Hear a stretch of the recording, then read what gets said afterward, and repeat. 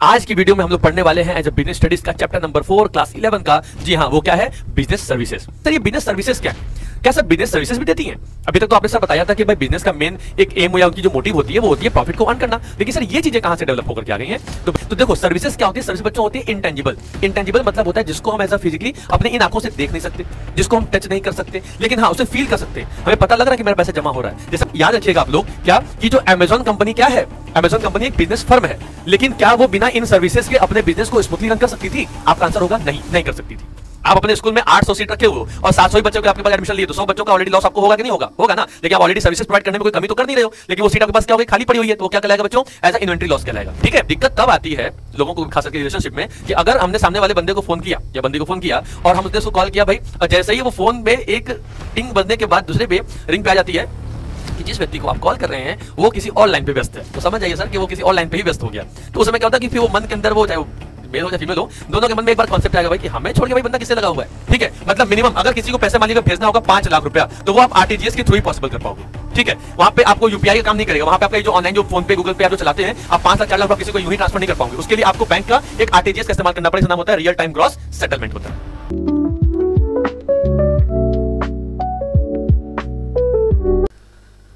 Hello बच्चों, कैसे हैं आप सभी? मैं सौरभ उपाध्याय आप सभी का हार्दिक स्वागत और अभिनंदन करता हूं आपके अपने चैनल कॉमेट हब पे। तो बच्चों आज की वीडियो में हम लोग पढ़ने वाले हैं एज बिजनेस स्टडीज का चैप्टर नंबर 4 क्लास 11 का। जी हाँ, वो क्या है? Business services. तो भाई अब आप लोग के मन में एक सवाल आएगा कि सर कि अभी तक हम लोगों ने बिजनेस के बारे में पढ़ा, history of trade and commerce के बारे में पढ़ लिया, सर आपने ये भी बता दिया कि भाई जितने सारी हमारी ऑर्गेनाइजेशंस होती हैं उनके कितने सारे फॉर्म्स होते हैं वो भी पढ़ लिया। हम लोगों ने सर ये भी देखा कि गवर्नमेंट कंपनीज, प्राइवेट कंपनीज और ये डिपार्टमेंटल अंडरटेकिंग ये भी हमारे पास अवेलेबल होती हैं। लेकिन सर ये बिजनेस सर्विसेज क्या है? क्या सर बिजनेस सर्विसेज भी देती हैं? अभी तक तो आपने सर बताया था कि भाई बिजनेस का मेन एक एम या उनकी जो मोटिव होती है वो होती है प्रॉफिट को अर्न करना। लेकिन सर ये चीजें कहां से डेवलप होकर के आ गई हैं? तो भैया देखो, स्टार्टिंग और सीधे तरीके से बात किया जाए तो ये कहा जाए कि समझिएगा, हम और आप हमेशा मार्केट में अवेलेबल रहते हैं। हमेशा आप अपने घर पे हैं, हम अपने घर पे हैं, या किसी न किसी तरीके से हम लोग बाहर भी जाते रहते हैं। आपको पैसे की जरूरत पड़ गई, आप एटीएम में जाते होंगे, पैसे विड्रॉल करते होंगे, राइट? नहीं भी जाते होंगे तो पापा के संग जाते होंगे या मम्मी के संग जाते होंगे, आप जाकर वहां से पैसे विड्रॉल करके आते होंगे। तो बैंक ने बैठे बैठे आपको सर्विसेज अलॉट कर दी। दूसरा, आपके पास स्मार्टफोन है, मोबाइल फोन है, आपने इस मोबाइल फोन में एयरटेल या जियो का सिम लगा के रखा हुआ है या वोडाफोन आइडिया का सिम लगा के रखा हुआ है। तो अब आप नॉर्मली क्या कर रहे हो? सिम को रिचार्ज कर रहे हो और उसको आप यूज कर ले रहे हो। अब ये भी तो क्या हो गई? सर्विसेज हो गई ना। वो भी आपको सेवा दे रहा है, लेकिन आप इसके मालिक नहीं बन सकते। देखो सर्विसेज प्रोवाइडर होता है, हम सर्विसेज का इस्तेमाल कर सकते हैं लेकिन सर्विसेज के मालिक नहीं बन सकते। ठीक, वो एयरटेल का सिम पर्टिकुलर टाइमिंग के तक के लिए ही आपके पास है। आप 2 महीने 3 महीने रिचार्ज करना बंद कर देंगे, कंपनी आपके नंबर को बंद कर किसी और को ट्रांसफर कर देगी। समझ रहे हैं बात को क्या है? अब आपका डेबिट कार्ड, क्रेडिट कार्ड, अब आपने उसको रिन्यूअल नहीं कराया, डेबिट कार्ड की वैल्यू खत्म हो गई, तो भाई बार बार बैंक की तरफ से आपके पास एक नोटिस आएगी। नहीं मानेंगे तो भाई बैंक की तरीके से क्या करेगी? आपके अकाउंट को ब्लॉक कर देगी कि भाई ठीक है, अब तो कोई आप इसमें आपको ट्रांजेक्शन भी नहीं करते, आपको यूज भी नहीं करते।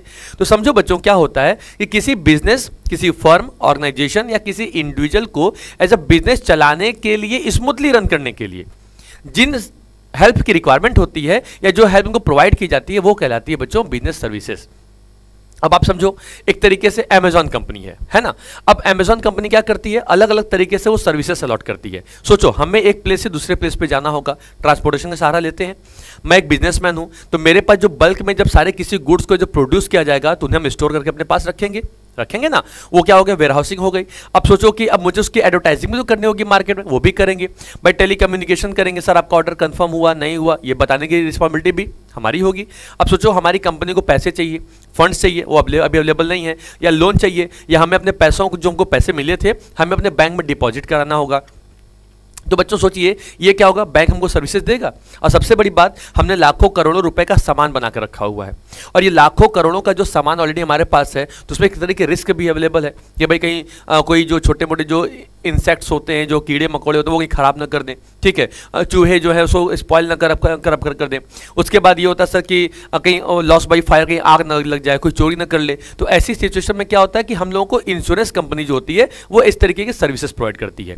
तो बच्चों बस इतना ध्यान रखो कि सर्विसेज क्या होती है? सर्विसेज वो जो हम आपको सेवा प्रदान करते हैं, मतलब आपको जो हम सर्विसेज अलॉट करते हैं, आपको जो हम सर्विसेज प्रोवाइड करते हैं वो कहलाता है बिजनेस सर्विसेज। क्या कहलाता है? Business services. तो बिजनेस सर्विसेज ऐसा उसको हम लोग केवल क्या कर सकते हैं? फील कर सकते हैं, उसे टच नहीं कर सकते। उसे देख नहीं सकते। जैसे आपने बैंक में पैसा जमा कराया, आप ये ट्रांजेक्शन तो देख रहे हो, लेकिन पैसा आपके बैंक में पहुंचा कैसे पहुंचा ये आप नहीं देख पा रहे हो। इंश्योरेंस आपने करा लिया, 20 साल तक 15 साल तक के लिए वो इंश्योरेंस आपका चलता रहेगा चलता रहेगा चलता रहेगा, आप धीरे धीरे चलते हुए चले जा रहे हो, ठीक है। और उसके बाद क्या हुआ, वो पैसा कब कहां किस तरीके से किस प्रोसीजर के थ्रू जा रहा है, आपको सर्विस तो मिल रही है, आपके अकाउंट में एक तरीके मैसेज भी आपके मोबाइल में बार बार एक आ जा रहा है कि सर आपका इतना पैसा जमा हो गया, आपने इतनी EMI जमा कर दी, तो एक तरीके से इंश्योरेंस सर्विसेज भी हो गई। तो देखो सर्विसेज क्या होती है, सर्विस बच्चों होती है इंटेंजिबल। इंटेंजिबल मतलब होता है जिसको हम एज अ फिजिकली अपने इन आंखों से देख नहीं सकते, जिसको हम टच नहीं कर सकते, लेकिन हाँ उसे फील कर सकते हैं। हमें पता लग रहा है कि मेरा पैसा जमा हो रहा है। जैसे हम चाय पीते हैं ना, या हम कोई मिठाई खाते हैं, तो उसका जो टेस्ट होता है वो हम कितना ज़्यादा बयां कर पाएंगे, नहीं कर पाएंगे, लेकिन उसकी जो फीलिंग होती है वो हम और आप जान पाते हैं। समझ गए। तो कभी कभी क्या होता है, सर्विसेज को जब तक हम यूज़ नहीं करेंगे तब तक हम उसके बारे में आइडेंटिफिकेशन या उसके बारे में जो चीज़ें इन्वॉल्व होंगे हम बता नहीं पाएंगे। तो कभी कभी क्या होता है बच्चों, सर्विसेज आप यूज़ करते हो तो आपको सर्विस होल्डर हैं, आप सर्विस के मालिक नहीं बन जाओगे। जैसे एयरटेल का सिम है, आप एयरटेल का सिम क्या कर रहे हैं, आप यूज़ कर रहे हो, तो एयरटेल का सिम आपने यूज़ किया, आपने उसको रिचार्ज किया, तो क्या पूरा आप एयरटेल कंपनी के नेटवर्क के मालिक बन जाओगे? नहीं बनोगे। क्यों? क्योंकि आपने 1 महीने के लिए रिचार्ज किया, तो 1 महीने के लिए वो सिम आपके मोबाइल में अपडेटेड है, उसके बाद दोबारा तुरंत मांगेगा भाई कि मोबाइल सिम को एक्टिवेट करने के लिए। तो ओवरऑल बच्चों बस व्यू समझिएगा कि किसी भी बिजनेस ऑर्गेनाइजेशन में, ठीक है, किसी बिजनेस ऑर्गेनाइजेशन को अपनी बिजनेस को स्मूथली रन कराने के लिए कुछ हेल्प की रिक्वायरमेंट होती है, वो हेल्प कहलाती है जब बिजनेस सर्विसेज। क्या कहलाती है? Business services. तो आइए बच्चों, इसी के बारे में आज ये पूरा वीडियो है, हम लोग पढ़ने वाले हैं, समझने वाले हैं और जानने वाले हैं कि बिजनेस सर्विसेज और किन किन मोड्स में अवेलेबल हमारे पास होती है। ठीक है बच्चों, तो आइए शुरू करते हैं। अब बच्चों देखिए, पहला पॉइंट क्या कहता है, पहला कह रहा है सर कि बिजनेस सर्विसेज देखो एक्चुअली में होती क्या है। बिजनेस सर्विस मतलब हम और आप, क्या होता है, हम लोग दूसरे को सर्विसेज प्रोवाइड करते हैं ना। जैसे आप सोचिए, आप किसी रेस्टोरेंट में गए, आप रेस्टोरेंट में जाकर अपने आप बैठ के नॉर्मली, ठीक है, एक वेटर आपके पास आता है, हाँ सर आपका सर ऑर्डर क्या होगा, तो आप नॉर्मली उसे उसके मतलब देखेंगे, फिर बोलेंगे हाँ भाई एक चिली पनीर लेते आओ, एक बढ़िया चाउमीन लेते आओ, मैगी लेते आओ, ऐसा आप उसको ऑर्डर देते हो। वो बंदा गया, ऑर्डर कंफर्म हुआ, ऑर्डर लेकर के आया और आपके टेबल पे लाकर रख दिया। तो बंदा वो जो सर्विसेज वो भी आपको क्या कर रहा है, सर्विसेज तो प्रोवाइड कर रहा है। आप घर में बैठे बैठे अवेलेबल आराम से, सोचिए आप उस कंपनी में गए, आप उस रेस्टोरेंट में गए, आप जाके टेबल पे बैठे हुए हो, टेबल पे नहीं मतलब टेबल के बगल में जो चेयर्स आप वहाँ बैठे हुए हो और आप वेट कर रहे हो अपने ऑर्डर का, ऑर्डर के पास आता है, तो आपको बैठे बैठे वो सर्विसेज बंदा दे रहा है ना, आपको अपना जाके सामान खुद तो लेना नहीं पड़ा। हाँ कुछ सर्विसेज देनी पड़ती है भाई कि नहीं आपको वहाँ जाके ही लेना पड़ेगा, लेकिन अदरवाइज क्या होता है कि जो सारी जो बैंकिंग या जो बिजनेस कंपनियां होती हैं वो आपको सर्विसेज प्रोवाइड करती हैं।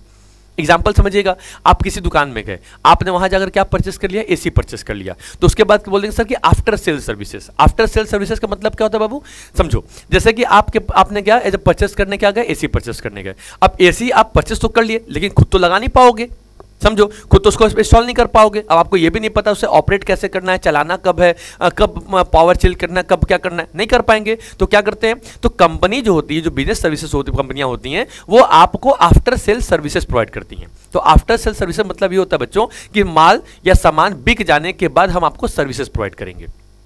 समझ में आ रही बात, क्या सर्विसेज प्रोवाइड करेंगे? तो देखो, पहली सर्विसेज क्या हमारे पास अवेलेबल होती हैं कि कोई भी जो हमारी ऑर्गेनाइजेशन है, आप एसी परचेस करके ले आए। अब एक बंदा बोलेगा सर आप घर पहुंचिए, जैसे एसी पहुंचेगा 2 घंटे में या शाम तक हमारा एक आदमी आपके घर पहुंचेगा, वो उस एसी को आपके घर में इंस्टॉल कर देगा और आपको ये भी बता देगा क्या होगा क्या नहीं होगा। उसके लिए आपसे कोई कॉस्ट लेने वाले नहीं है, ये सब फ्री ऑफ कॉस्ट आपका ऑलरेडी इसमें क्या है, आपका इन्वॉल्व है।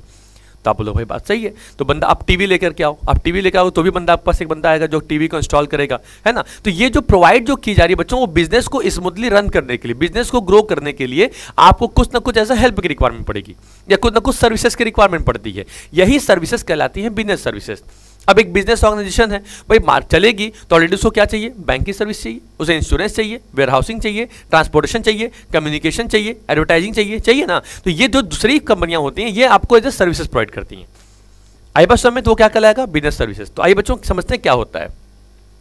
Business services are intangible activities and economical function that assist businesses in their operations by providing support without creating tangible product। बच्चों याद रखिएगा, यहाँ पे आपको ना tangible product नहीं मिलता। मतलब tangible मतलब वो जिसको हम लोग सीन करते हैं या जिसको हम लोग ऐसा क्या करते हैं, एज अ टच करते हैं, ठीक है। तो बिना टेंजिबल प्रोडक्ट दिए हुए हम आपको क्या करते हैं, बिना टेंजिबल प्रोडक्ट दिए हुए क्या करते हैं कि हम आपको सर्विसेज प्रोवाइड करते हैं। और वो सर्विसेज कैसी होती है बाबू, वो सर्विसेज आपकी जो होती है वो इनटेंजिबल होती है। इनटेंजिबल मतलब जिसको हम लोग क्या कर सकें, एज अ सीन ना कर पाए, एज अ टच ना कर पाए, ठीक है। लेकिन क्या कर सकते हैं, इसे हम लोग उसको फील करते हैं। क्या करते हैं, फील करते हैं। तो वो क्या कहलाती है? वो कहलाती है बिजनेस सर्विसेज। जैसे क्या होता है समझिएगा, banking services, insurance services, warehousing, transportation and communication services. तो ये कुछ ऐसी सर्विसेज हैं जो प्रोवाइड की जा रही हैं। आपको कैसे पता कि आप घर में बैठे बैठे बात कर ले रहे हो? लेकिन आप ऑलरेडी घर में बैठे बैठे दूसरे बंदे से बात कर ले रहे हो ना। कोई बंदा इंदौर में बैठा हुआ है, आप बनारस बैठे हो, अब बनारस आपने इंदौर फोन कर दिया, तो किसके थ्रू जा रहा है? भले सैटेलाइट होगा, चाहे वो टेलीकॉम सर्विसेज की जो उनके टावर्स कनेक्शन है, तो कुछ ना कुछ तो आपको ऑलरेडी क्या हो, सर्विसेज तो प्रोवाइड हो रही है, आपकी बातें भी हो जा रही हैं, लेकिन क्या वो सर्विसेज आपको दिखाई दे रही हैं? नहीं दिखाई दे रही हैं। आपने बैंक में पैसा जमा किया, उन्होंने कहा कि ठीक सर आपके अकाउंट में डिपॉजिट कर देते, आपके 1 घंटे बाद 10 मिनट बाद आपके अकाउंट पे एक मैसेज आ जाता है मोबाइल पे कि आपका पैसा जमा हो गया। पैसे जमा हुआ, कैसे हुआ ये तो आपको नहीं पता लगा। तो कभी कभी क्या होता है, कुछ सर्विसेज हम लेते तो जरूर है, लेकिन हमको ये आइडिया नहीं होता, हमें ये पता नहीं होता कि उसे किस तरीके से कैसे हम उसे देख पाए। इसलिए जो इंटेंजिबल सर्विसेज क्या होती हैं बच्चों? इंटेंजिबल होती हैं, जिसको हम लोग देख नहीं सकते लेकिन फील कर सकते हैं। और कहता है this services are essential for the smooth and efficient functioning of commercial activities helping business to manage. तो क्या होता है बच्चों कि ये जो सारी बिजनेस ऑर्गेनाइजेशन जो होती है, ये सर्विसेज इसलिए प्रोवाइड की जाती हैं क्योंकि ये इसेंशियल होती हैं। क्यों? स्मूथ बिजनेस रन करने के लिए, और एज ए एफिशिएंट फंक्शनिंग करती हैं जो कमर्शियल एक्टिविटीज के लिए, हेल्पिंग करती हैं बाबू बिजनेस के लिए, टू किसके लिए?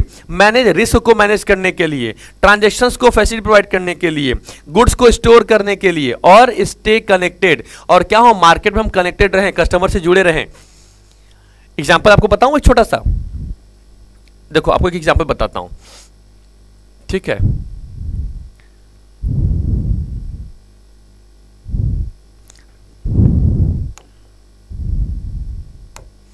एक एग्जांपल आपको बताता हूं। जैसे आपने सुना होगा एक अमेजॉन के बारे में। किसके बारे में सुना होगा?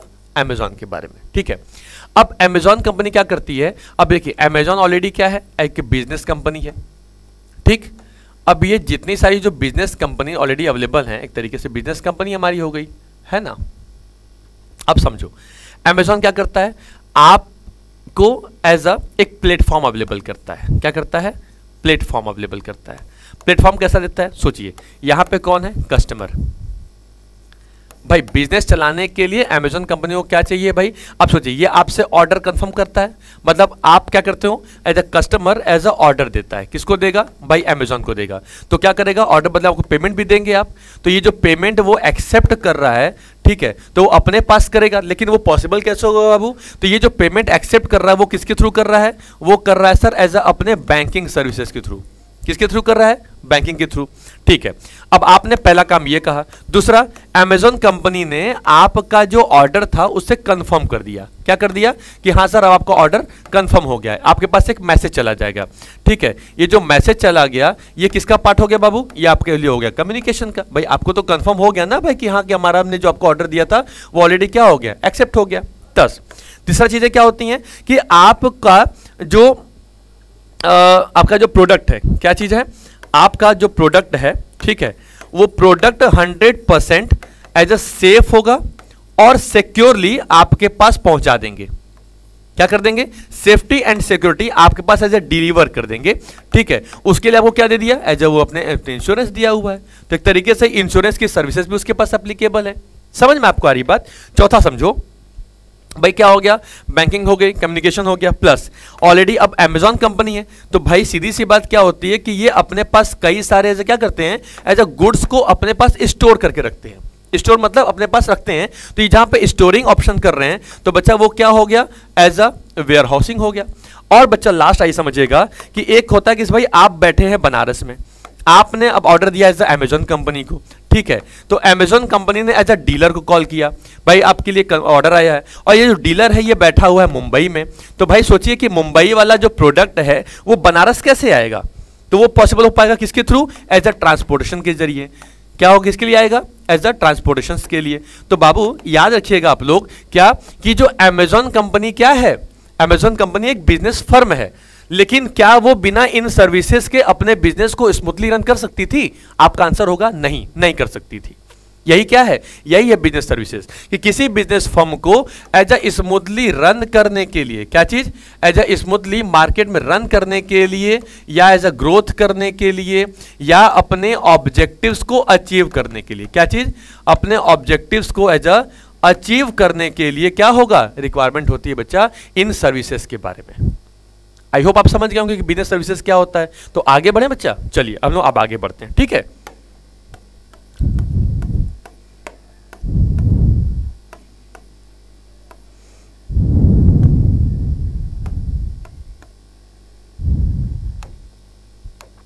चलिए तो अपने टॉपिक पे हम लोग वापस आ जाते हैं, ठीक है। और ये जानने की कोशिश करते हैं क्या कि हमारे पास चीजें बिजनेस कैसे थी और किस तरीके से गवर्न की जा रही थी। समझ में आई बात? तो किसी बिजनेस को स्मूथली रन करने के लिए, चलाने के लिए हमें रिक्वायरमेंट पड़ती है कुछ सर्विसेज के बारे में। अब आइए बच्चों, अब हम लोग पढ़ते हैं बिजनेस सर्विसेज कुछ फीचर्स के बारे में। किसके बारे में? फीचर्स के बारे में। आइए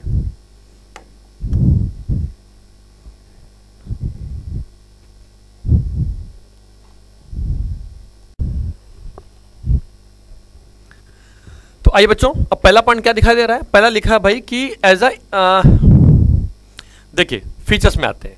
फीचर क्या कहता है भाई कि हमारे पास टोटल बिजनेस सर्विसेज के 5 फीचर्स अलॉट किए गए हैं। कौन कौन सा बच्चा समझिएगा? पहला है इंटेंजिबल, दूसरा है इनकंसिस्टेंसी, तीसरा है इनसेपरेबिलिटी, चौथा है बच्चों एज अ इन्वॉल्वमेंट, एंड पांचवा नंबर हमारे पास है एज अ इन्वेंट्री। तो अब हम लोगों को इस तरीके से देखिए, टोटल 5 आई है। देखिए फर्स्ट आई इंटेंजिबिलिटी, सेकंड आई as a inconsistency, third number inseparability as ये भी थर्ड आई हो गया, 4 आई हमारे पास क्या हो गया? इन्वॉल्वमेंट हो गया, और 5th आई हमारे पास क्या हो गया? इन्वेंट्री। ये ऊपर नीचे अगर कुछ भी हो जाए तो चलेगा, उसमें कोई बहुत ज्यादा कोई सोच विचार बंद करने वाली बात नहीं होगी, ठीक है। तो आपको याद करना होगा, सबसे सिंपल है भाई, 5 ठो आई याद किए रहो, ठीक है। आपके पास क्या क्या हो जाएगा? जैसे क्या हो गया? इन्वॉल्वमेंट हो गया, इन्वेंट्री हो गया, आपके पास क्या हो गया कि इनसेपरेबिलिटी हो गई, इनकंसिस्टेंसी हो गई, इंटेंजिबिलिटी हो गई, ठीक है। आइए अब आते हैं इन लोगों के बारे में, एक एक करके आगे डिस्कशन करते हैं, समझते हैं। तो बच्चा देखिए आगे क्या कहता है?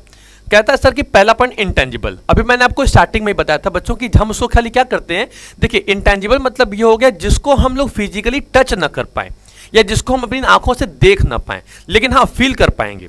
आप बहुत बढ़िया मिठाई खाए, आपने उसको फील किया, ठीक है। अब समझिएगा, अब क्या कर रहा है कि भाई बिजनेस सर्विसेज जैसे आपको क्या मिलती है, जैसे आपको यहाँ पे कुछ इंश्योरेंस सर्विसेज मिलती हैं, ठीक है।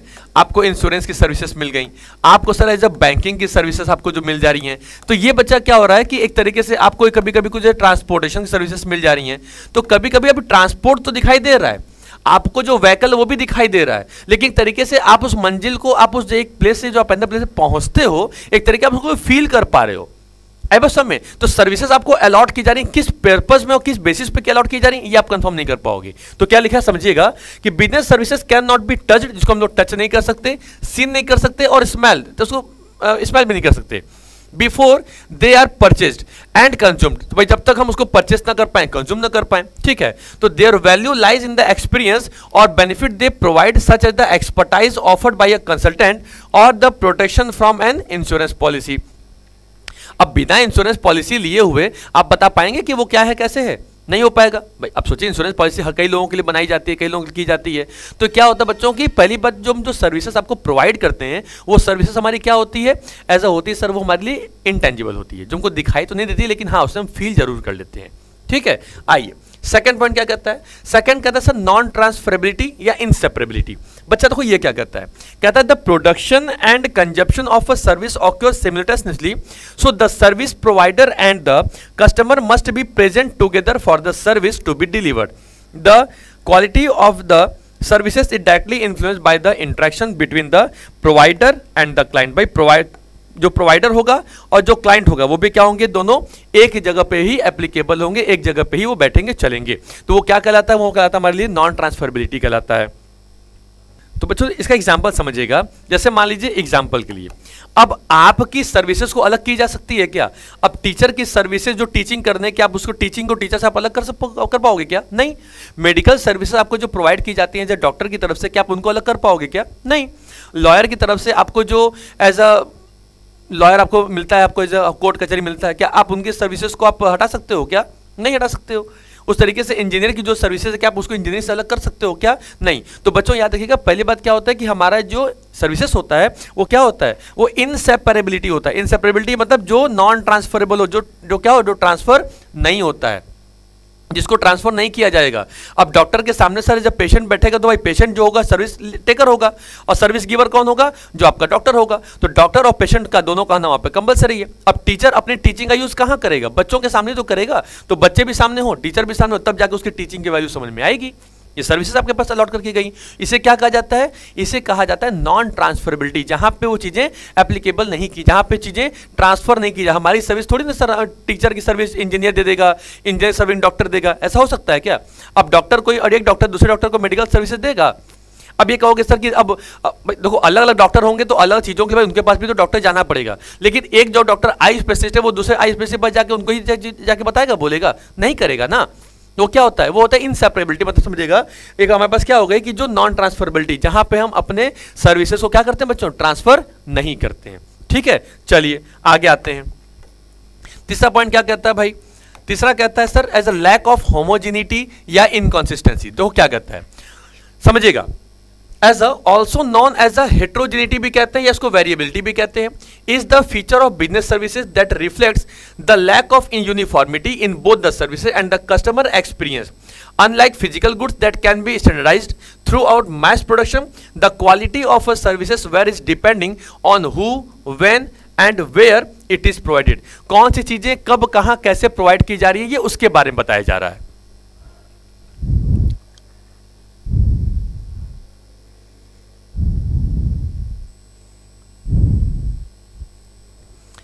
एग्जाम्पल समझिए यहां पे, ठीक है।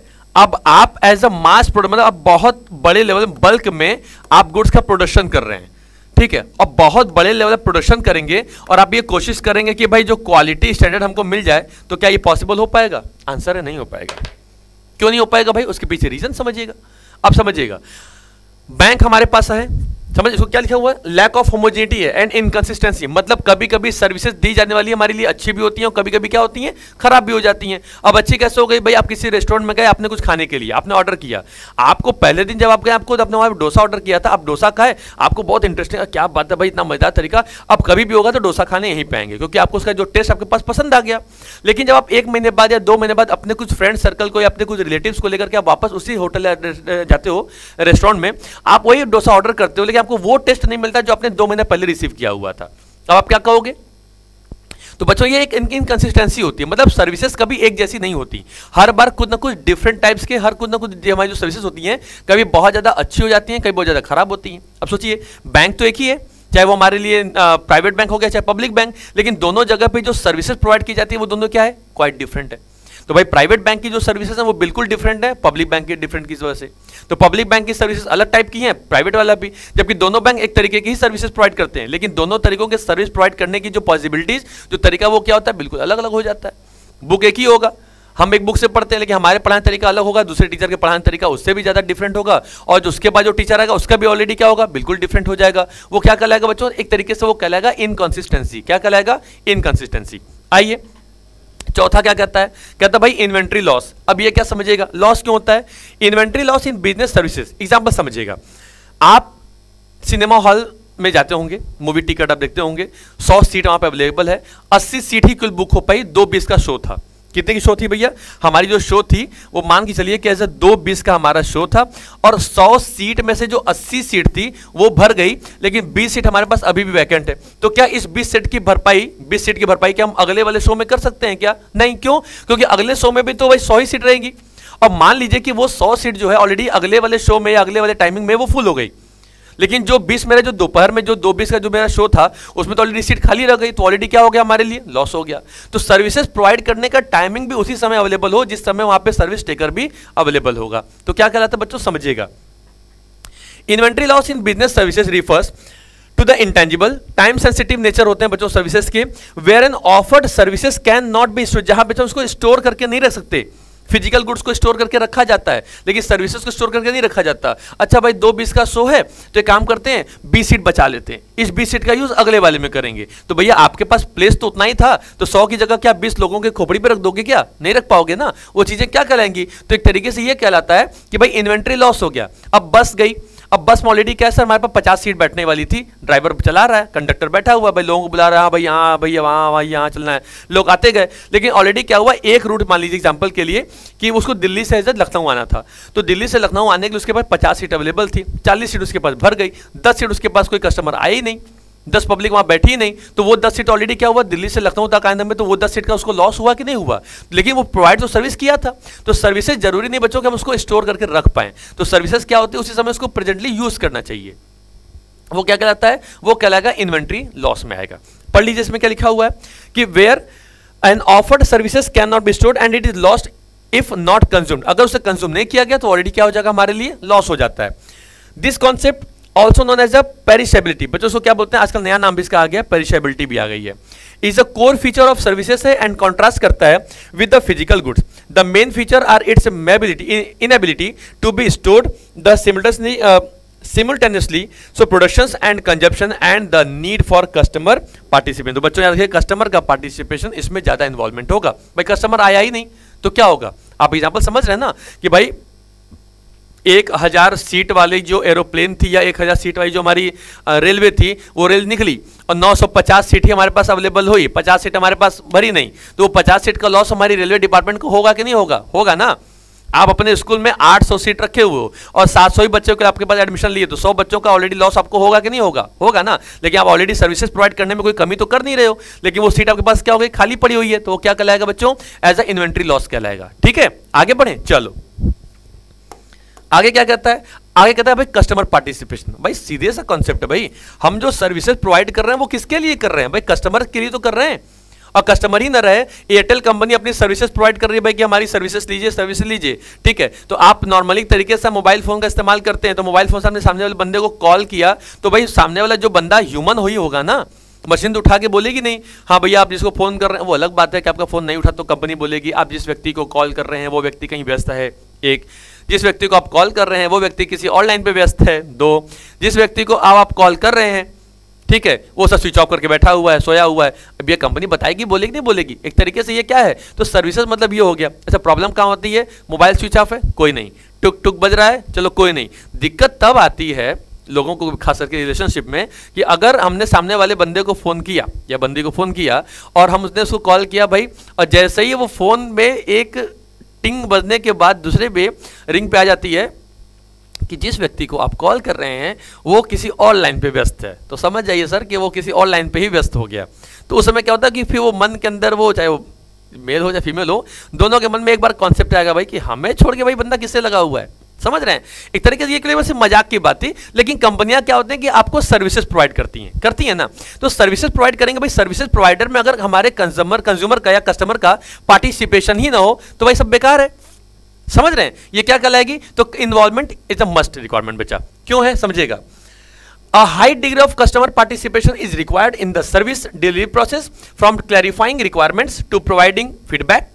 The customer's active engagement directly influences the outcome and success of the services। तो किसी भी सर्विसेज के सक्सेस के पीछे सबसे बड़ा जो इन्वॉल्वमेंट, जो सबसे बड़ा हाथ होता है बच्चा, वो किसका होता है, वो होता है कंज्यूमर पार्टिसिपेशन का। तो कंज्यूमर पार्टिसिपेशन होना या इन्वॉल्वमेंट होना दोनों एक ही चीज है, तो इन्वॉल्वमेंट होना मस्ट है भाई। कॉल करेंगे तो रिसीव या फोन उठाने के लिए हमें ह्यूमन की रिक्वायरमेंट पड़ेगी, हम गुड्स बना रहे हैं तो गुड्स को कंज्यूम करने के लिए कस्टमर की रिक्वायरमेंट पड़ेगी, हमने बहुत इस तरीके से मिठाइयां बनाई तो मिठाइयों को कंज्यूम करने के लिए कस्टमर की रिक्वायरमेंट पड़ेगी। वो कस्टमर पार्टिसिपेशन इसलिए क्या होता है, मच रिक्वायरमेंट होता है। अब आइए आगे बढ़ते हैं।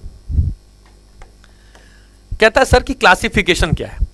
भाई देखो हमारी बिजनेस सर्विसेज को बच्चा ना 3 पार्ट में डिवाइड किया गया, पहला बिजनेस सर्विसेज में, दूसरा सोसाइटी के लिए सर्विसेज में, और तीसरा किया गया पर्सनल। मतलब भाई कुछ हमारी भी तो सेवाएं होंगी, हम भी तो ऑफर करेंगे ना कि नहीं करेंगे। तो पहला क्या कहता है भाई, आज हम लोग जो पढ़ने वाले बच्चों वो कुछ बिजनेस सर्विसेज के बारे में 1 बाय 1 करके पढ़ने वाले हैं, फिर हम लोग पढ़ेंगे सोशल के बारे में, फिर पढ़ेंगे एज अ पर्सनल के बारे में। तो आज का जो वीडियो होने वाला है वो बिजनेस सर्विसेज के पहला जो सर्विसेज जो आने वाली है उसके ऊपर डिस्कशन करेंगे।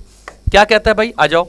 देखो बच्चा बिजनेस सर्विसेज को कैटेगराइज किया गया है 5 सेक्टर में, पहला बैंकिंग सेक्टर में, ठीक है, दूसरा इंश्योरेंस में, तीसरा पोस्टल एंड टेलीकॉम सर्विसेज में, चौथा वेयर हाउसिंग सर्विसेज में, एंड जो 5वां है वो ट्रांसपोर्टेशन में। किसमें किया गया है, ट्रांसपोर्टेशन में। तो आइए भाई अब एक एक करके सबसे पहला किसके बारे में पढ़ना है, बैंकिंग बारे में। हम और आप अच्छे जानते हैं कि बैंकिंग जितने सारी जो बैंक्स होती हैं वो हमको अवेलेबल कराती हैं, जितने सारी इंश्योरेंस कंपनियां होती हैं वो इंश्योरेंस कराती हैं, ठीक है। Postal and telecom services department वो भी हमारे पास है, वेयर हाउसिंग जहाँ पे गुड्स को स्टोर करके रखा जाता है, एंड लास्ट होता है ट्रांसपोर्टेशन।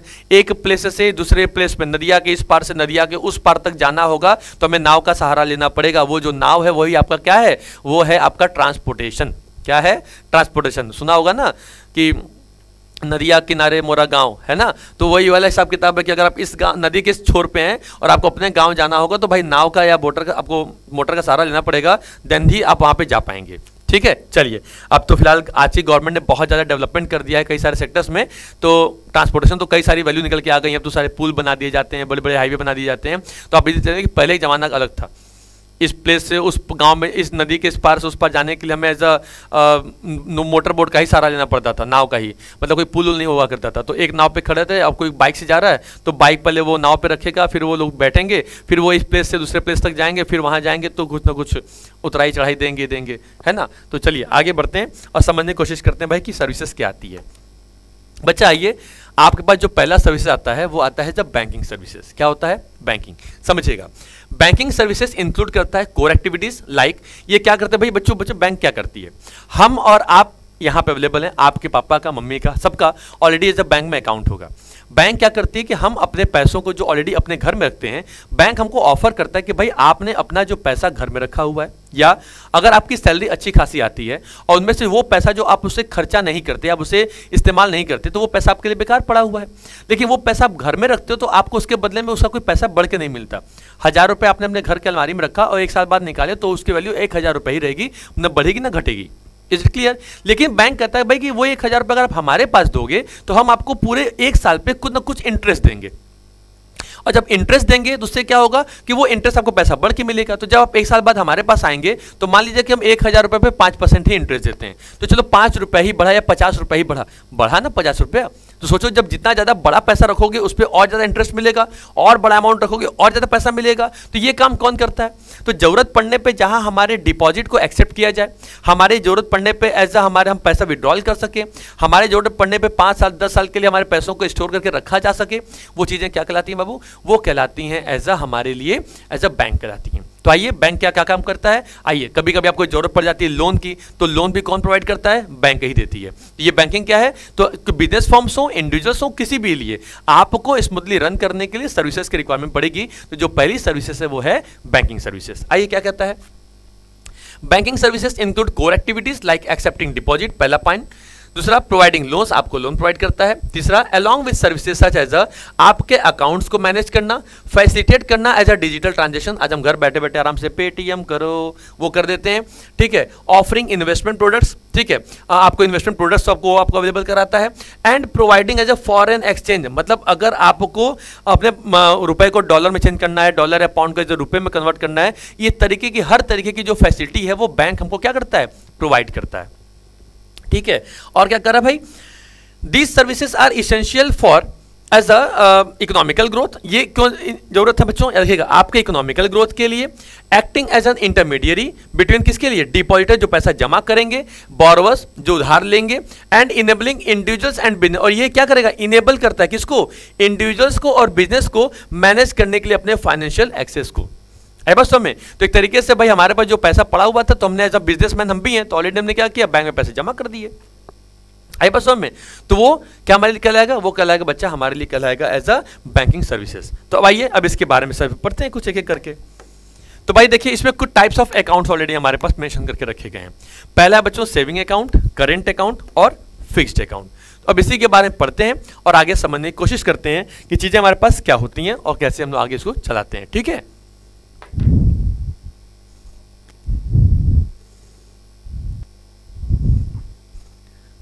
तो बच्चों देखिएगा, पहला क्या होता है? Saving deposit account. अब यही सेविंग डिपॉजिट अकाउंट क्या होता है? देखिए, अब बेसिकली हम जितने भी सारे जो ह्यूमंस ऑलरेडी जो पब्लिक जो इंडिया में रहते हैं ना, तो हम लोगों को जो बैंक जो डेली जो रोजमर्रा वाली जो स्थिति होती है, भाई कभी कभी आज पैसा बचा तो जाके बैंक जमा कर देते हैं, नहीं है तो भाई ट्रांसफर कर लिया, कुछ भी कर लिया।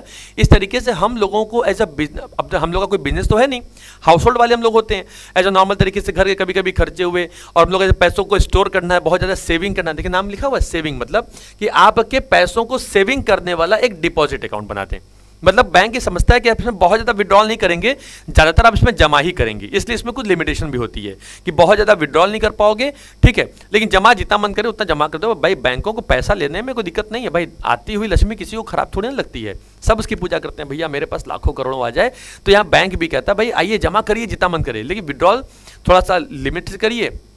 तो हम जैसे ह्यूमन को नॉर्मल तरीके से एज अ बैंक क्या करती है? सेविंग अकाउंट प्रोवाइड करती है। जैसे हमने ये कहा कि भाई ठीक है, आज 1 जनवरी हुई, ठीक है।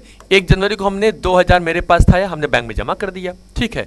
फिर सर मेरे पास 6 जनवरी को गए, तो 6 जनवरी को हम गए तो मेरे पास 4000 रुपये था, हमने उसको भी जमा कर दिया, ठीक है। लेकिन सर 8 जनवरी को गए तो 8 जनवरी को हमने क्या किया, 5000 रुपये मैंने विड्रॉल कर लिया। अब देखिए बैंक में कितना रुपया था बच्चा, 2000 रुपया प्लस 4, तो टोटल अमाउंट था आपके पास 6000, आपने 5000 विड्रॉल कर लिया, अब आपके पास बैलेंस कितना बचा, 1000 रुपया। मतलब सेविंग अकाउंट एक ऐसा अकाउंट होता है जहां पे आपके पैसों को डिपॉजिट करना और जहां पे आपके पैसों को विड्रॉल करना, आई बात समझ में, जहां पे ये दोनों तरीके की सर्विसेज अलॉट करता हो और हम जैसे ह्यूमन और पब्लिक को ये सर्विसेज बैंक की तरफ से मिलती हैं, तो ऐसे अकाउंट को बच्चा कहा जाता है सेविंग्स डिपॉजिट अकाउंट कहा जाता है। क्या कहा जाता है, सेविंग्स डिपॉजिट अकाउंट। मतलब आपके सेविंग को बहुत ज्यादा इंक्रीज करने के लिए बैंक हम लोग के लिए अकाउंट बनाती है।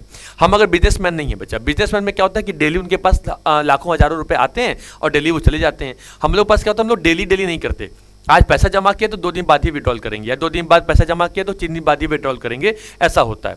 कभी कभी in the case of emergency में हम लोग आज ही जमा किए तो आज ही निकाल लिए, जमा किसी और से कराए निकाले खुद कर रहे, ये काम कर सकते हैं। लेकिन यहाँ चीजें क्या होती हैं, अलग होती हैं, ठीक है।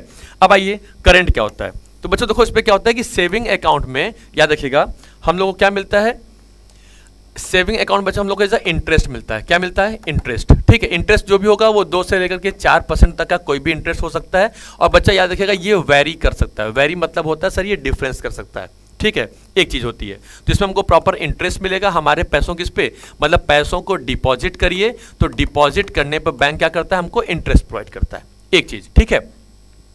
दूसरा आता है बच्चों, करंट में आते हैं। अब करंट क्या कहता है, करंट कहता है सर ये हमारे लिए नहीं होता, ये किसके लिए होता है, ये होता है भाई एज अ बिजनेसमैन के लिए। क्यों, क्योंकि सर इनके डेली ट्रांजेक्शंस होते हैं। क्या होते हैं, डेली ट्रांजेक्शंस होते हैं, ठीक है।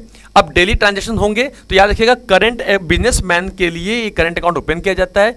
इनमें फैसिलिटी पहली बात से होती है कि आपको जो इंटरेस्ट सेविंग अकाउंट में मिलता था इसमें इंटरेस्ट नहीं मिलता। हाँ, इसमें आपको एक फैसिलिटी मिलती है जिसका नाम कहलाता है एज अ ओवरड्राफ्ट। क्या कहलाता है, ओवरड्राफ्ट। ओवरड्राफ्ट फैसिलिटी क्या होती है, एग्जांपल के लिए कि अगर आपके अकाउंट में 20,000 रुपया है और आपको किसी दूसरी पार्टी को जब 25,000 का पेमेंट करना है, तो ये जो 5,000 रुपया आप बैंक से, बैंक आपके परमिशन को अलॉन्ग कर देगी, एज अ ओवरड्राफ्ट की फैसिलिटी दे देगी, तो आप सामने वाले बंदे के लिए 25,000 पेमेंट करने के लिए एप्लीकेबल हो जाएंगे। तो इस तरीके की जो फैसिलिटी मिलती है वो खाली करंट अकाउंट होल्डर को मिलती है, इसलिए इनको इंटरेस्ट नहीं दिया जाता। अभी जो आपने जो 5,000 रुपये जो आपने एडवांस दिया था, जो बैंक ने आपकी सर्विसेज को एक्सेप्ट कर लिया था कि भाई ठीक है पेमेंट करना है, आपको हम ओवरड्राफ्ट की फैसिलिटी देते हैं, लेकिन एक तरीके से ये पैसा हमारा लोन का है, तो with in 30 days, 45 days, 50 days आप हमें क्या करेंगे, पैसे वापस करेंगे विद इंटरेस्ट के संग। तो ये बिजनेसमैन करता है।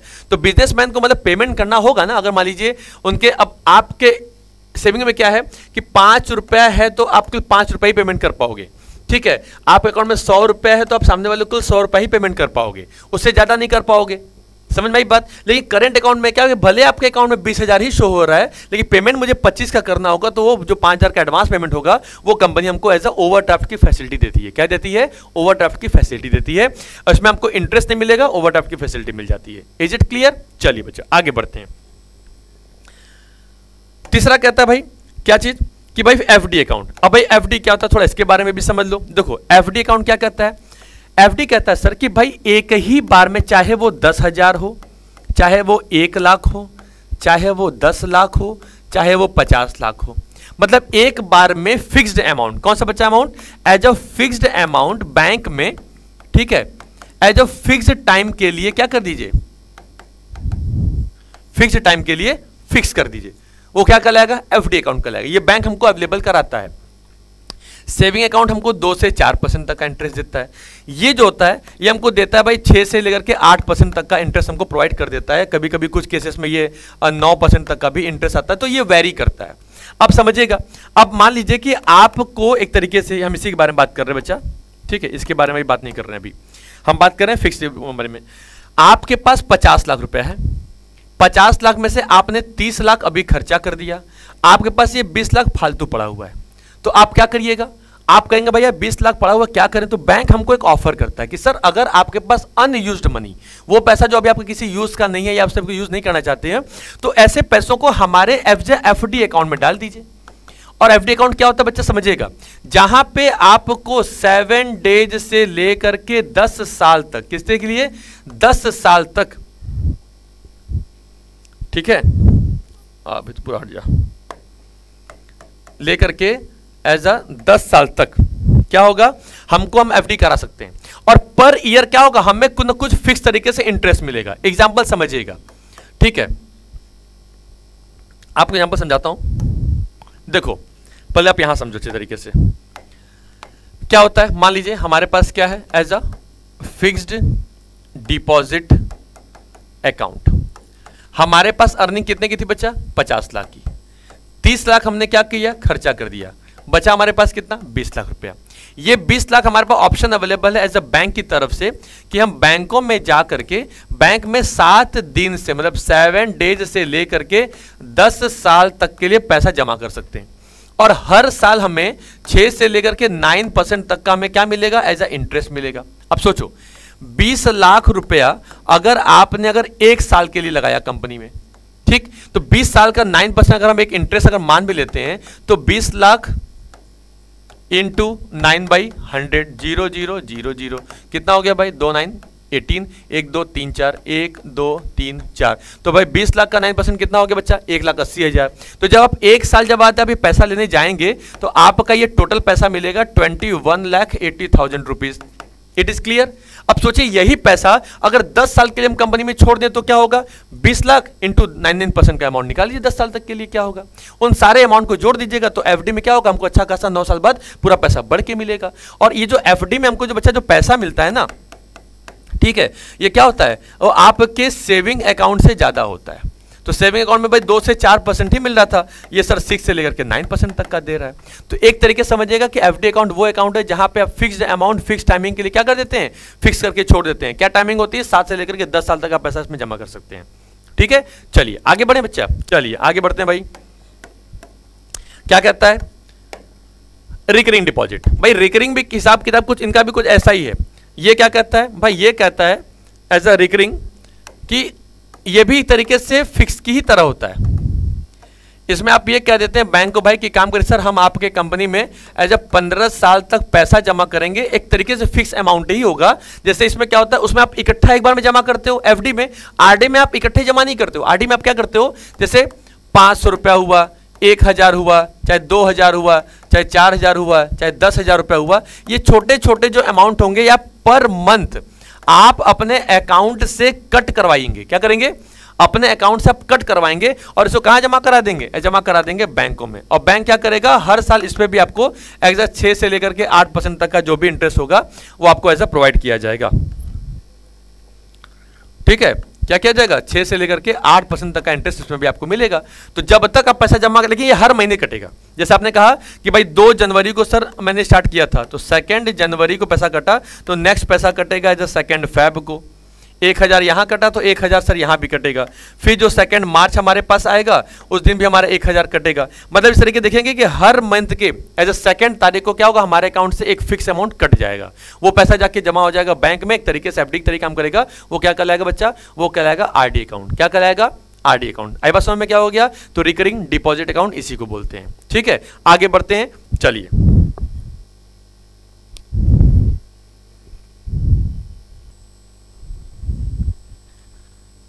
चलिए बच्चों देखिए, अब आगे देखते हैं। आगे हमारे पास ऑप्शन क्या आता है, मल्टीपल ऑप्शन डिपॉजिट अकाउंट। आइए इसको भी समझते हैं, जानने की कोशिश करते हैं कि भाई ये क्या होता है। देखो एक हमारे पास ऑप्शन आता है जैसे मल्टीपल, ठीक है, option as a deposit account. बड़ी लोग कंफ्यूजन होती है। बस इतना समझिए कि किसी भी कस्टमर को एक अकाउंट ओपन करने पर उनको 2 तरीके की सर्विसेज मिल जाती है या 2 अकाउंट की बेनिफिट मिलती है। किसने की, 2 अकाउंट की उनको मिल जाती है बच्चा, बेनिफिट मिलती है। समझो कैसे, आप सबसे पहले बैंक में जाते हो और एज एक सेविंग अकाउंट को ओपन करते हो। तो सेविंग अकाउंट जैसे आप ओपन कर लेंगे और आपको मान लीजिए मल्टीपल ऑप्शन डिपॉजिट अकाउंट चाहिए, तो इसमें क्या होता है कि बच्चा मल्टीपल ऑप्शन में इसमें आपको सेविंग अकाउंट के संग में आपको एफडी का भी लाभ मिलेगा। किसका मिलेगा, एज अ एफडी का, मतलब फिक्स डिपॉजिट अकाउंट का भी आपको उसमें लाभ मिल जाएगा। कैसे मिले समझिएगा, पहले आप जाओ बैंक में सेविंग अकाउंट ओपन कराओ, उसमें पैसा डाल दो 40,000 रुपए एग्जांपल के लिए। उसमें बच्चा पता है क्या होता है, एक थ्रेशोल्ड लिमिट आती है। क्या आती है, एज अ थ्रेशोल्ड एक लिमिट आती है, वो एक ऑप्शन आता है। आप जाकर के बैंक को बता दो भैया कि हमें क्या चाहिए, थ्रेशोल्ड लिमिट हमें ऑप्शन चाहिए, और मेरा ऑप्शन आप फिक्स कर दीजिए 25,000 रुपया। और ये बैंक चाहे तो बैंक खुद से भी फिक्स कर सकती है।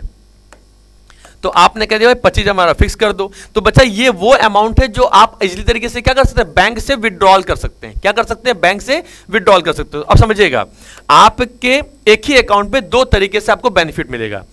सेविंग अकाउंट में आपके पास पड़ा हुआ है 40,000 रुपया, जिनमें से 25,000 रुपए ये लिमिट हो गया, तो इस ये 25,000 है, इस पे बचा आपको जो इंटरेस्ट मिलेगा वो सेविंग अकाउंट का मिलेगा, ठीक है। और बाकी का जो पैसा बच गया 15,000 रुपया, ये पैसा इजीली तरीके से उसको ट्रांसफर कर दिया जाएगा एफडी में, और इसके ऊपर आपको जो इंटरेस्ट मिलेगा वो एफडी के रेट वाला इंटरेस्ट मिलेगा।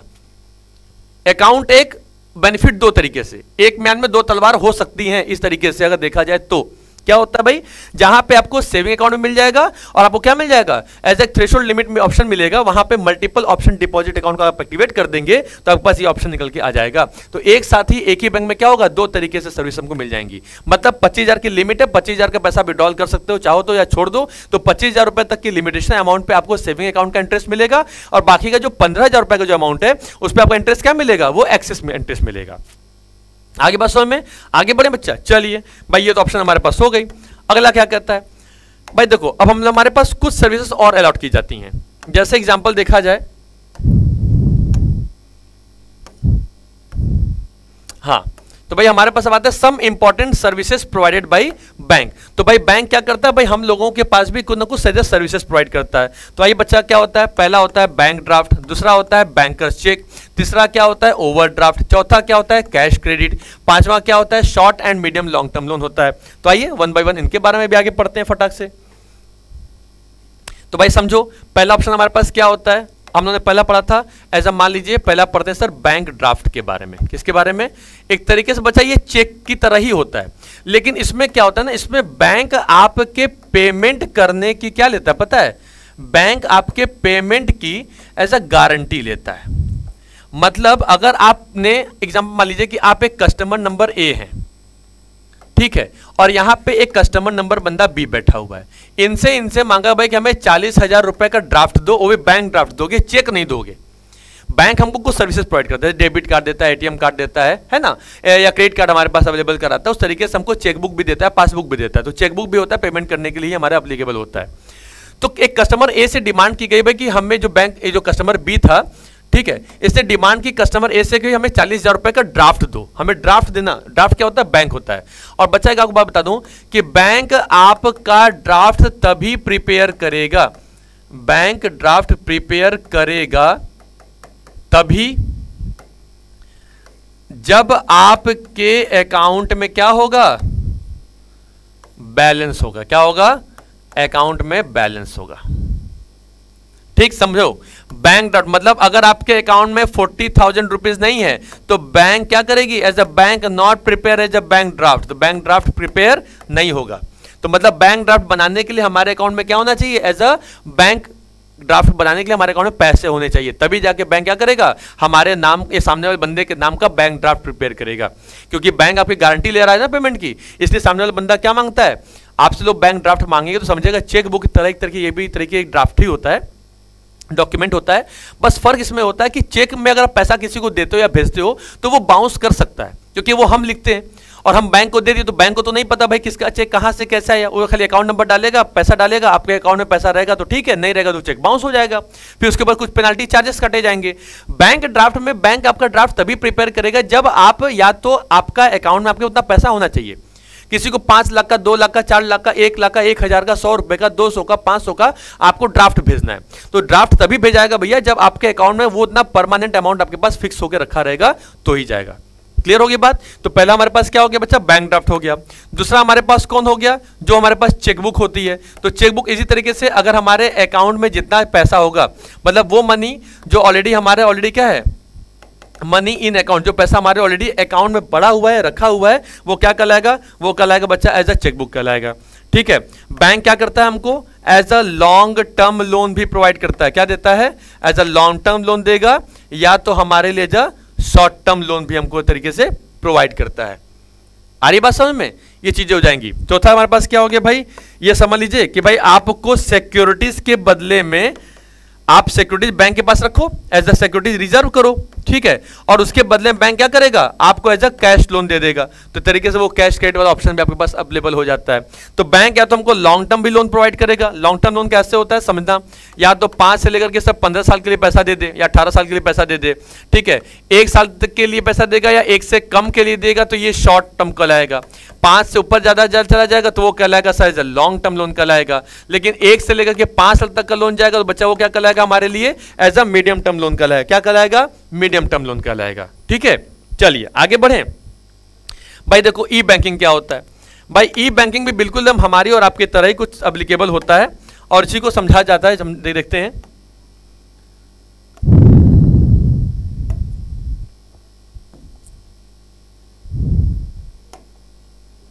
अब भाई देखो ये क्या कहता है, ई बैंकिंग कहता है। तो ई बैंकिंग कहता है भाई हमारे पास कि ई बैंकिंग मतलब समझिएगा कि अब पहले जमाना क्या था, ऑलरेडी हम लोग बैंकों के पास जाते थे, पैसा जमा करते थे, बैंक फिजिकली तरीके से हम लोग को ब्रांच में जाके विजिट करना होता था। लेकिन बैंकों ने देखा कि भाई कस्टमर बहुत ज्यादा हो रहे हैं और कस्टमर बार बार बैंक में आ जा रहे हैं, बहुत लंबी लंबी लाइन लगा दे रहे हैं, तो बैंक का जो फंक्शनरीज हैं, बैंक के जो एम्प्लॉयज हैं, वो प्रॉपर तरीके से वर्क कंसिडर नहीं कर पा रहे। तो ऐसी सिचुएशन में क्या किया कि बैंक और गवर्नमेंट ऑफ इंडिया ने मिल करके एक तरीके से बैंकों को इलेक्ट्रॉनिकली शिफ्ट कर दिया। इलेक्ट्रॉनिकली मतलब हो गया कि आप घर बैठे बैठे इजी तरीके से अपने मोबाइल एप्लीकेशन को चला सकते हो, बैंकिंग एप्लीकेशन को इंस्टॉल कर सकते हो और बैंकों की जो सेवाएं होंगी एज ए यूपीआई के माध्यम से, आपने पता होगा पेटीएम, अमेजन, फिर आपके पास फोन पे, गूगल पे, ऐसी कई सारी कंपनियां अवेलेबल हैं जो ऑलरेडी आपको इस तरीके की सर्विसेज प्रोवाइड करती हैं। आप सामने वाले बंदे की दुकान पे गए, आपने स्कैनर को स्कैन किया, आपने सामने वाले पेमेंट कर दिया। आप इसी तरीके से आपको पैसे लेने के लिए, पैसे भेजने के लिए, पैसे ट्रांसफर करने के लिए अब आपको फिजिकली आपको क्या करना पड़ेगा कि बैंकों में विजिट नहीं करना पड़ेगा। तो ये अच्छा खासा ऑप्शन हमारे पास अवेलेबल हो गया। तो ई बैंकिंग सर्विस बच्चा क्या कहती है कि ई बैंकिंग और इलेक्ट्रॉनिकली बैंकिंग अलाउ करता है कस्टमर को कि to perform financial and non financial banking task online without visiting a physical branch. तो बिना किसी ब्रांच में गए हुए, बिना किसी एटीएम में गए हुए, इसी तरीके से हम आराम से घर में जाएंगे, मोबाइल नंबर डालेंगे, हमारा मोबाइल नंबर ऑलरेडी अटैचमेंट है हमारे अकाउंट नंबर से, उस मोबाइल एप्लीकेशन में डालेंगे, सब कुछ ऑलरेडी हमारे पास मोबाइल फोन का, एसएमएस का, पासबुक का, सब कुछ ऑलरेडी हमारे पास एप्लीकेबल हो जाएगा। अब रात में किसी को पैसे अगर भेजना भी होगा, रात को 1 बजे 2 बजे मेरे दोस्त ने फोन किया, भैया 2000 भेज दो, अच्छा भाई ठीक रुक जा, अभी तुम भेजता हूं। वरना फिर क्या होता था, अच्छा कल बैंक ओपन होने दो, कल बैंक जाऊंगा, पैसा निकालूंगा, फिर तुम कल मुझे 2 बजे मिलना तो मैं तुम्हें वहां पे पैसा ला के दूंगा 2000। सोचो कितना बड़ा प्रॉब्लम होता था। उन सारी प्रॉब्लम्स को हटाकर क्या हो गया, बैंक अवेलेबल हो गई। अब कह रहा भाई बिना किसी तरीके से फिजिकल ब्रांच में जाने या विजिट करने से ज्यादा मच बेटर हो गया। आराम से घर में टीवी चलाते रहिए, फोन चलाते रहिए या स्क्रॉल करते रहिए, कोई बंदा का पेमेंट आ गया पेमेंट कर दो, ऑनलाइन डिलीवरी करना है डिलीवरी का पेमेंट कर दो, आपने फूड ऑर्डर करना है फूड का पेमेंट कर दो। मतलब बार बार आपको एक तरीके से एक कैश से हटा करके आपको ई कैश पे कन्वर्ट कर दिया गया है, ठीक है। अच्छा खासा एप्लीकेशन है। अब भाई जितनी बेहतर सेवाएं उतने से उसके थोड़ा कुछ घातक परिणाम भी होंगे। सो क्या कहता है कि बैंकिंग और mobile apps to manage accounts, transfer funds, pay bills and check balance 24/7। क्या हो सकता है 24/7 आप आराम से अपनी इजी तरीके से बैंकों में, क्यों भाई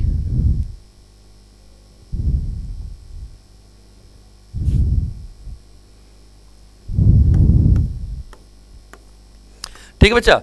तो कह रहा है भाई देखो पहला पॉइंट हमारे पास क्या होता है, डिजिटल पेमेंट एंड ट्रांसपेरेंसी। आज इजी तरीके से क्या हो सकता है कि हम इसी तरीके से अपने मोबाइल बैंक से लेकर के आपके मोबाइल बैंक में, मतलब मोबाइल बैंकिंग के थ्रू या मोबाइल बैंकिंग एप्लीकेशन के थ्रू इजी तरीके से हम एक जगह से पैसा दूसरी जगह पर ट्रांसफर कर सकते हैं। तो पहला पॉइंट हमारे पास क्या हो गया कि डिजिटल पेमेंट हमें मिल गया और ट्रांसपेरेंसी भी है। जब आप किसी को पेमेंट करते हो तो ट्रांजेक्शन डेट, ट्रांजेक्शन नंबर, किसने पेमेंट किया, किसके अकाउंट पैसा जा रहा है, क्या ट्रांजेक्शन नंबर होगा, सब कुछ का प्रॉपर तरीके से सब कुछ लिख करके भेजेगा। जैसे आप भी इंश्योर हो जाते हो कि सामने वाले बंदे के पास सही तरीके पैसा गया या नहीं गया। और जो पैसा रिसीव करता है उसके बाद भी सारी इंफॉर्मेशन आती है कि पैसा किसके पास से कब कितने बजे किस तरीके से पैसा हमारे पास डिपॉजिट हुआ, ठीक है। मतलब ट्रांसपेरेंसी रहती है। सेकंड क्या होता है बच्चा, कन्वीनियंस होता है। तो बार बार हमको फिजिकल ब्रांच में जाने की रिक्वायरमेंट बिल्कुल नहीं पड़ती। आराम से घर बैठे बैठे हम इस तरीके से मोबाइल एप्लीकेशन को चला सकते हैं और ई बैंकिंग का फायदा ले सकते हैं। आप लेते भी हैं पेटीएम का, गूगल पे का, फोन पे का, अमेजन पे का, आप तरीके से हमने पेमेंट कर दिया, सामने वाले बंदे का पेमेंट चला गया। क्रेडिट पेमेंट का करते हैं ना, कुणाल शाह वाली बात, ठीक है। तीसरा कौन हो गया, 24/7 सर्विसेज। बैंकों की तरह इनका कोई फिक्स टाइमिंग नहीं होता कि 10 से 5 की ड्यूटी, ना ना भैया, आराम से 24/7 24 घंटा 7 दिन तरीके से क्या होती है, बैंक ऐसा हमको सर्विसेज प्रोवाइड करती है। तो अब रात को किसी को पैसा भेजना हो, रात में किसी को पैसा मंगाना हो, इमरजेंसी ट्रांसफर करना हो, कुछ भी करना हो, आप इस तरीके से यहाँ कर सकते हैं। अगला क्या होता है, अनलिमिटेड एक्सेस। अनलिमिटेड एक्सेस क्या होता है बच्चा, कि मतलब इजी, आपके पास कोई लिमिटेशन नहीं ना है। अब एक ही बैंक में आप एक ही मैनेजर को परेशान करने के लिए, एक ही आप कैशियर को परेशान करने के लिए 4 बार पहुंच अपना चेहरा लेकर के, 5वीं बार आपको थप्पड़ मारना शुरू करेगा, भाई क्या बात है, एक ही बार में बार पैसा निकालने आ रहे हो। ठीक है, इसमें आपको बच्चा जो एक्सेस मिलती है वो अनलिमिटेड मिलती है। क्या मिलती है, अनलिमिटेड एक्सेस आपको मिलता है। लेस रिस्क होता है, मतलब सबसे ज्यादा खतरे कम होते हैं भाई, कि बिना आपको पता है ना कि हर एक यूपीआई का इसमें ऑलरेडी यूपीआई पिन जनरेट कर दिया जाता है, तो वो पिन को आपको पता है या तो बैंक कंपनी को पता होता है। तो अगर यूपीआई पिन गलत आप एंटर करेंगे तो पैसे आपके अकाउंट से कटेंगे नहीं, और अलग गलत तरीके से अगर आप लिंक पे अपने आप को टिक भी नहीं करेंगे, क्लिक भी नहीं करेंगे, तो आपका पैसा कटने हो जाने की भी गारंटी नहीं होगी। बार बार आरबीआई और गवर्नमेंट ऑफ इंडिया बार बार हमको हमेशा बताती रहती है कि अनजाने लिंकों पे, अनजाने चीजों पे अपने क्लिक न करें, उस लिंक पे एक्टिवेट ना हो, अपनी अलग अलग इंफॉर्मेशन किसी के संग ओटीपी शेयर ना करें, ये बार बार आपको बताया जाता है। तो अगर आप ये चीजें किसी के संग शेयर नहीं करेंगे तो आपके संग रिस्क क्या होगा, बिल्कुल लेस होगा, और आप सबको बांटते फिरेंगे, 2 पैसे कमाने के चक्कर में चीजें खराब हो जाएंगी। अगला करता है बच्चा फाइनेंशियल डिसिप्लिन। बिल्कुल, इसमें कुछ फाइनेंशियल डिसिप्लिन भी होता है कि एक लिमिटेड अमाउंट हमारा सेट होता है कि एक दिन में हम कितना पैसा भेज सकते हैं, कितना पैसे विड्रॉल कर सकते हैं, अदरवाइज आप तो दिन भर में हजारों लाखों रुपए भेजते रहेंगे, करोड़ रुपए मंगाते रहेंगे। तो ये काम इसमें हमारे पास एप्लीकेबल होता है और आगे चलता है। आगे हमारे पास बच्चा आता है बेनिफिट्स। क्या बच्चा, ई बैंकिंग का हमारे पास बैंकों में, समझिएगा,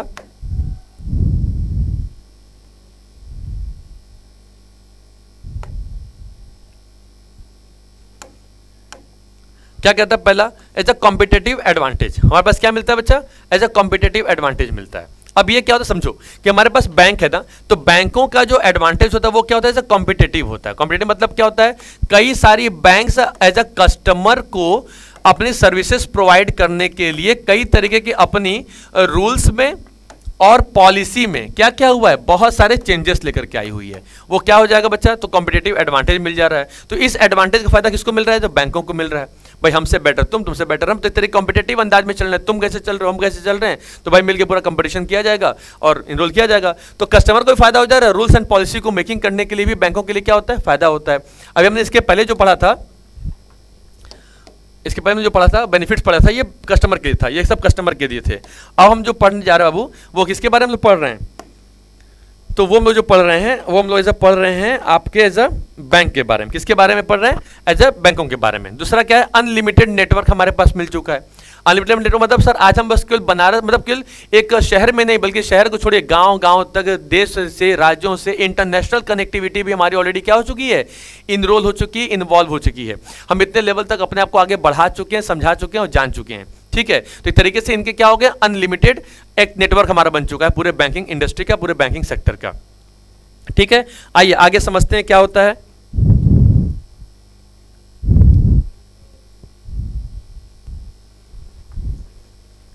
अगला क्या बच्चों समझिएगा, तीसरा कहता है रिड्यूस्ड लोड ऑन ब्रांचेस।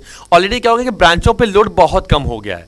अब ये ब्रांचों पे लोड कम होने का मतलब क्या होता है कि मतलब भाई अब भीड़ जो हो गई है वो बैंकों में बहुत कम पहुंचती है। ठीक है, अब लोगों के पास मोबाइल फोन हो गया तो आराम से इसी तरीके से एक दूसरे को स्कैनर भेज के पेमेंट मंगा सकते हैं या पेमेंट कर सकते हैं। तो उसमें भी बैंक हम लोग को सर्विसेज प्रोवाइड करती है। क्या क्या देती है समझिएगा, पहला डेबिट कार्ड बच्चों, डेबिट कार्ड को हम लोग एज अ एटीएम कार्ड भी कहते हैं। मतलब जितना पैसा अगर आपके अकाउंट में 20,000 रुपया होगा तो आप 20,000 रुपये तक का पेमेंट या तो पेमेंट कर सकते हो। ठीक है, मतलब या तो आप पेमेंट कर पाओगे, एक चीज ऑप्शन, या तो आप ट्रांसफर कर पाओगे। ठीक है, या तो आप विड्रॉल कर पाओगे। तो ये जो तीनों चीजें जो होंगी अवेलेबल होंगी वो आपका खाली कहाँ पे होगी, तो डेबिट कार्ड। तो डेबिट कार्ड का मतलब ये होता है बच्चा कि जितना पैसा आपके अकाउंट में होगा कुल उतना ही आप क्या करेंगे, विड्रॉल करेंगे। दूसरा क्या होगा, क्रेडिट कार्ड की फैसिलिटी। जी हाँ, अब ये क्रेडिट कार्ड भी बैंक क्या कर रहा है हमको एज अ उधार के कार्ड। मतलब यहाँ पे अगर आपको जरूरत, इसमें आपको कार्ड मिलेगा डेबिट कार्ड की तरह, कार्ड ये भी बिल्कुल सेम उसी तरह दिखता है, बस इस पर लिखा होता है क्रेडिट कार्ड। और क्रेडिट कार्ड की वैल्यू होती है जैसे 50,000 रुपया। लेकिन ये 50,000 रुपया आप ऑलरेडी क्या करते हैं कि आपको पैसा दिखाई नहीं देगा आपके अकाउंट में बैलेंस की तरह, ये आपको बता जाएगा कि ये कार्ड की वैल्यू 50,000, आप इसे स्वाइप कर सकते हैं। और लेकिन ये जो पैसा बचा ये क्रेडिट का पैसा है। मतलब इसमें क्या था कि डेबिट कार्ड में आप उन पैसों को इस्तेमाल कर सकते हो जो पैसा आपके अकाउंट में पड़ा हुआ है या रखा हुआ है। ठीक है, क्रेडिट कार्ड में आप उन पैसों का ही इस्तेमाल कर सकते हो जो पैसा आपके जितना लिमिटेशन है 50,000। लेकिन अगर आप इसका पेमेंट करेंगे या इस पेमेंट को आप कहीं ट्रांसफर भी करेंगे तो ऐसी सिचुएशन में बच्चा क्या होता है पता आपको है कि आपको प्रॉपर फिर इंटरेस्ट देना पड़ेगा। क्या देना पड़ेगा, एज अ इंटरेस्ट देना पड़ेगा। समझ रहे हैं, तो यहां पे पैसा आपको वापस आपको विड्रॉल मतलब तरीके आपको पूरा प्रॉपर तरीके से पे बैक भी करना होगा, मतलब जितना पैसा आपने एज अ क्रेडिट कार्ड से उठाया है उतना पैसा वापस फिर से क्रेडिट कार्ड को पेमेंट कर दीजिए। मतलब अगर आपने एग्जांपल के लिए समझाऊं आपको एग्जांपल में कि समझो यहां पे हमारे पास कौन बना हुआ है, एक है क्रेडिट कार्ड, ठीक है। तो क्रेडिट कार्ड की वैल्यू हमारे सर है 50,000 और इसका पेमेंट हम किसी को 40,000 का पेमेंट हम कर देते हैं। तो ये 40,000 को वापस फिर से हमको इनको भेजना पड़ेगा विथ इंटरेस्ट के संग में, किसके साथ में, एज अ इंटरेस्ट अमाउंट देंगे और इनको पेमेंट करना पड़ेगा, क्योंकि ये क्रेडिट कार्ड उधार का कार्ड है। लेकिन बच्चा जो डेबिट कार्ड हमारे पास होता था, तो डेबिट कार्ड में ऐसी पॉसिबिलिटी हमारे पास नहीं होती थी। 20,000 रुपया था हमने 20,000 रुपया खर्चा किया तो बैंक को हमें वापस कुछ पैसा देने की रिक्वायरमेंट नहीं है, लेकिन क्रेडिट कार्ड में हमको पैसे वापस करने पड़ेंगे, ठीक है भाई। अगला हमारे पास कौन आता है समझिएगा पहले, अगला हमारे पास आता है आरटीजीएस नेफ्ट। अब देखो भाई ये क्या होते हैं, पहले इसको समझने की कोशिश करिए, ठीक है, कि आरटीजीएस हमारे पास कौन होंगे, समझिएगा। पहला हमारे पास कौन होता है, आरटीजीएस। बच्चा आरटीजीएस को कहा जाता है as a real time gross settlement, ठीक है। इसमें बैंक क्या करती है कि यूपीआई के माध्यम से पैसा नहीं भेजती, इसमें कुछ अमाउंट फिक्स कर दी जाती है। पहले ये सारे जो होते थे, जो बड़े बैंक्स होते थे, पहले ये वहां एप्लीकेबल थे, लेकिन अब ये स्मॉल, अब जितने सारे जो बैंक्स हमारे पास हो गए हैं वो सारे बैंकों में इसका काम किया जा सकता है। जैसे इसमें आप मिनिमम अगर किसी को ट्रांसफर करना होगा, मान लीजिए 2 लाख रुपया मिनिमम, और मैक्सिमम बेटा अमाउंट यहाँ पे ट्रांसफर करने की इसमें कोई लिमिट नहीं है, मतलब एक तरीके से ये नो लिमिट है, ठीक है। मतलब मिनिमम अगर किसी को पैसे मान लीजिए भेजना होगा 5 लाख रुपया, तो वो आप आरटीजीएस के थ्रू ही पॉसिबल कर पाओगे, ठीक है। वहां पे आपको यूपीआई का काम नहीं करेगा, वहां पे आपका ये जो ऑनलाइन जो फोन पे गूगल पे आप जो चलाते हैं, आप 5 लाख 4 लाख रुपए आप किसी को यूं ही ट्रांसफर नहीं कर पाओगे। उसके लिए आपको बैंक का एक आरटीजीएस का इस्तेमाल करना पड़ेगा, इसका नाम होता है रियल टाइम ग्रॉस सेटलमेंट होता है, ठीक है बच्चा। अगला हमारे पास जो होता है वो चौथा नंबर पॉइंट हमारे पास आता है, इसका नाम होता है एज अ नेफ्ट। क्या होता है, नेफ्ट। नेफ्ट का मतलब क्या होता है बच्चा, समझिएगा। नेफ्ट का मतलब होता है as a national electronic fund transfer. क्या होता है बच्चा, national electronic fund transfer. UPI की तरह यह भी काम कर सकता है, लेकिन आप इसमें 1 रुपए से लेकर के 1,99,999 रुपए तक का पेमेंट कर सकते हैं। मतलब 2 लाख रुपए मिनिमम पेमेंट करना होगा तो आरटीजीएस जाइए, 2 लाख से नीचे का पेमेंट करना होगा तो नेफ्ट के थ्रू आइए। तो जब लोगों को पैसे ट्रांसफर किए जाते हैं 97,000, 1,47,000, 1,28,000 रुपीज नहीं सैलरी क्रेडिट की जाती है उनके अकाउंट में, तो ये जो होता है वो कहाँ आता है, वो नेफ्ट के थ्रू होता है। इसको बोला जाता है नेशनल इलेक्ट्रॉनिक फंड ट्रांसफर। और बच्चा आपको बात बता दूं, हमारी पूरी कंट्री में, ठीक है, आरटीजीएस को मिला दिया जाए और प्लस नेफ्ट को मिला दिया जाए तो इन दोनों को मिला के तकरीबन 1,50,000 से ज्यादा ब्रांचेस में ऑलरेडी क्या होगा, ये एप्लीकेबल हो चुके हैं, जहां पे इनका पेमेंट इसी तरीके से किया जा सकता है। चलिए आगे बढ़ते हैं बच्चा। क्या होता है भाई, कहता है भाई एटीएम। हमको और आपको बहुत अच्छे से पता है कि भाई एटीएम क्या होता है। अब बैंक में बार बार आपको जाकर के पैसे विड्रॉल करने की जरूरत नहीं है, बैंक ने आपको डेबिट कार्ड दिया हुआ है, उसको एटीएम कार्ड भी कहते हैं। आप उसे जाइए बैंक अपने एटीएम में, हर किसी भी एटीएम जाकर, अब तो आपको एप्लीकेबल हो गया, आप किसी भी एटीएम जाके किसी भी अकाउंट से पैसे निकाल सकते हैं। एटीएम में जाइए, पैसे लगाइए, मतलब अपने कार्ड को लगाइए, पैसा जितना निकालना है पैसा निकालिए, अपना यूपीआई पिन डालिए, एटीएम क्या करेगा, खुद खड़खड़ खड़खड़ करके आप अकाउंट के पास बाहर निकाल के देगा पैसा, और एटीएम स्क्रीन पे लिख के देगा सर अपना पैसा ले लीजिए। आप गएंगे फिर पैसा अपना गिनेंगे वापस रख देंगे, ठीक है। वो क्या होता है बच्चा, वो होता है एटीएम हमारे पास हो गया। और लास्ट हमारे पास क्या हो जाते हैं, ठीक है, लास्ट हमारे पास जो होते हैं वो आज हमारे पास हो जाते हैं ई कैश या डिजिटल कैश। भाई वही पैसा सब ऑलरेडी क्या है जो हमारे पास इलेक्ट्रॉनिकली मोड पे हमारे पास अवेलेबल है। किसमें, पैसा जो है इलेक्ट्रॉनिकली तरीके से हमारे पास अवेलेबल है। अब ऑफलाइन हमारे पास पैसा है जो हमारे पास रखा हुआ पर्स में है, आपके पास होगा, वो क्या हो गया, वो फिजिकल कैश हो गया। और ई कैश क्या हो गया, जो हमारे पास इलेक्ट्रॉनिक कैश हो गया। तो बच्चा आज की वीडियो हम लोग यहीं पे खत्म करते हैं। और आज हम लोगों ने क्या पढ़ा, बिजनेस सर्विसेज के बारे में पढ़ा, उसके फीचर्स के बारे में जाना, और हम लोगों ने पढ़ा एज आपके पूरे के पूरे बैंकिंग सर्विसेज के बारे में। कल की जो बच्चा वीडियो आएगी वो हम कुछ लेके आएंगे इंश्योरेंस के बारे में और बाकी सारी सर्विसेज के बारे में। तो मिलते हैं बाबू अगले वीडियो में, तब तक आप स्वस्थ रहिए, मस्त रहिए, अपना ध्यान रखिए, जल्दी मिलते हैं। जय हिंद, जय भारत।